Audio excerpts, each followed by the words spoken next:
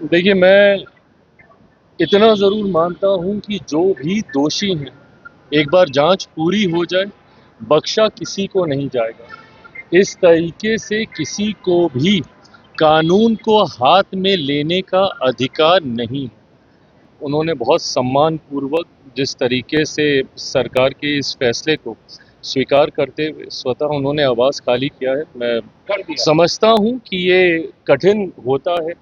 मेरा भी जब आवाज़ खाली हुआ था तो मैं इस परिस्थिति को मैं समझता हूँ, बट ये नियम व्यवस्था का हिस्सा है। सरकारी आवास किसी के पास परमानेंट होता नहीं है। केंद्रीय मंत्री चिराग पासवान दिल्ली से पटना पहुंचे हैं। बता दें आपको कि भरत तिवारी मामले में नेता प्रतिपक्ष तेजस्वी यादव ने कहा है कि मुख्यमंत्री सम्राट चौधरी के आदेश पर ही भरत तिवारी को गोली मारी गई थी और अब इस बात से इनकार नहीं किया जा सकता है। लेकिन इस पूरे मामले पर चिराग पासवान ने खुलकर मुख्यमंत्री का समर्थन किया है। साथ ही साथ पूर्व मुख्यमंत्री राबड़ी देवी और आरजेडी सुप्रीमो लालू प्रसाद यादव के आवास खाली करने वाले बयान पर भी चिराग पासवान ने कहा है कि काफ़ी सम्मानजनक तरीके से उन्होंने आवास को खाली किया है। लेकिन दूसरी बात कि जिस प्रकार से आरजेडी सुप्रीमो लालू प्रसाद यादव ने आवास खाली किया है वो भावुक हुए होंगे, लेकिन हमने भी जब आवास खाली किया था तो हम भी भावुक हुए थे। चिराग पासवान ने क्या कुछ कहा है लालू प्रसाद यादव के समर्थन में, आप खुद सुनिए। नहीं, बिल्कुल ये तय था कि आज से जी राम जी योजना को कल से उसको देश भर में लागू किया जाएगा। मैं मानता हूं कि जिस तरीके से मनरेगा को भ्रष्टाचार का एक अड्डा बना दिया गया था, और ये किसी से छुपा नहीं है। हम सब लोग जानते हैं कि उसमें किस तरीके से लीकेजेस होते थे। जो व्यक्ति कार्य नहीं भी कर रहा उसके नाम पर जिस तरीके से वेतन उठाया जाता था, ये तमाम चीज़ों को ख़त्म करने की सोच के साथ और सही मायनों में जो लाभार्थी हैं उनको इस योजना से जोड़कर इसका लाभ मिले। कई ऐसे बदलाव, कई ऐसे नए प्रावधान इसमें तैयार किए गए ताकि मजदूर वर्ग को सम्मान के साथ उनको कार्य करने की उनको व्यवस्था तैयार करके दी जाए। इस सोच के साथ प्रधानमंत्री आदरणीय नरेंद्र मोदी जी के नेतृत्व में लंबे समय से इस योजना पे कार्य हो रहा था। इसको लाया गया है, इसको लागू किया गया है।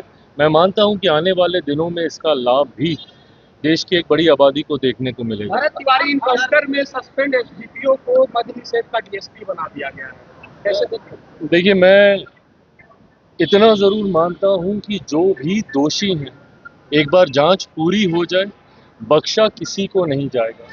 इस तरीके से किसी को भी कानून को हाथ में लेने का अधिकार नहीं। एनकाउंटर की आड़ में अगर निर्दोषों के ऊपर गोली चलाई जाएगी या कानून का दुरुपयोग किया जाएगा, इसको कतई हमारी सरकार कतई बर्दाश्त नहीं करेगी। जांच पूरी होने दीजिए, एक बार तथ्य सामने आ जाए।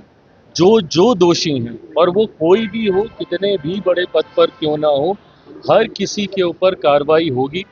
मैं खुद भी कल जाऊंगा, परिवार से भी मुलाकात करूंगा। पार्टी की तरफ से प्रतिनिधि मंडल पहले ही जा चुका है।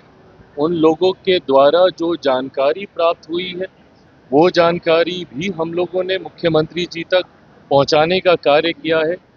कल हमारे जाने के बाद जो और जानकारी सामने आएगी उसको भी मुख्यमंत्री जी तक पहुंचाने का हम लोग कार्य करेंगे।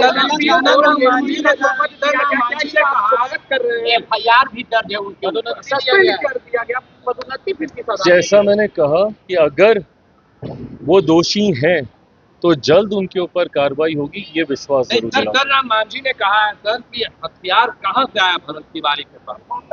देखिए, ये तमाम चीजें, सारी बातें ये जांच का विषय है। हथियार कहां से आया नहीं आया, बट उनके ऊपर जिस तरीके से गोली चलाई गई है, जिस तरीके से आत्मसमर्पण करने के बाद भी उनको मारा गया है, ये कतई उचित नहीं है।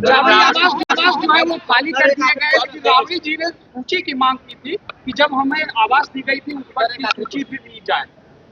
उन्होंने मांग की थी, मुझे लगता है कि ज़रूर उनको मुहैया करा दी जाएगी ताकि इस बात को सुनिश्चित किया जाए कि कोई ऐसी चीज़ ना रह गई हो। जो वापस करने वाली हो। पर हाँ, उन्होंने बहुत सम्मानपूर्वक जिस तरीके से सरकार के इस फैसले को स्वीकार करते हुए स्वतः उन्होंने आवाज़ खाली किया है। मैं समझता हूँ कि ये कठिन होता है।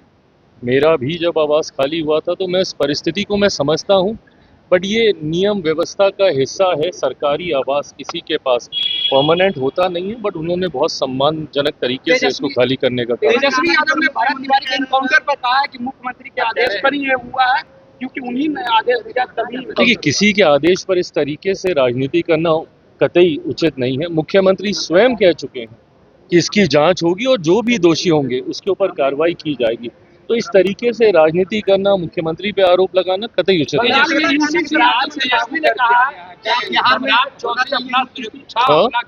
तेजस्वी ने कहा अपना सुरक्षा अपना घर सम्राट चौधरी वापस रखे और अपने काफिले में मेरा भी सुरक्षा जोड़।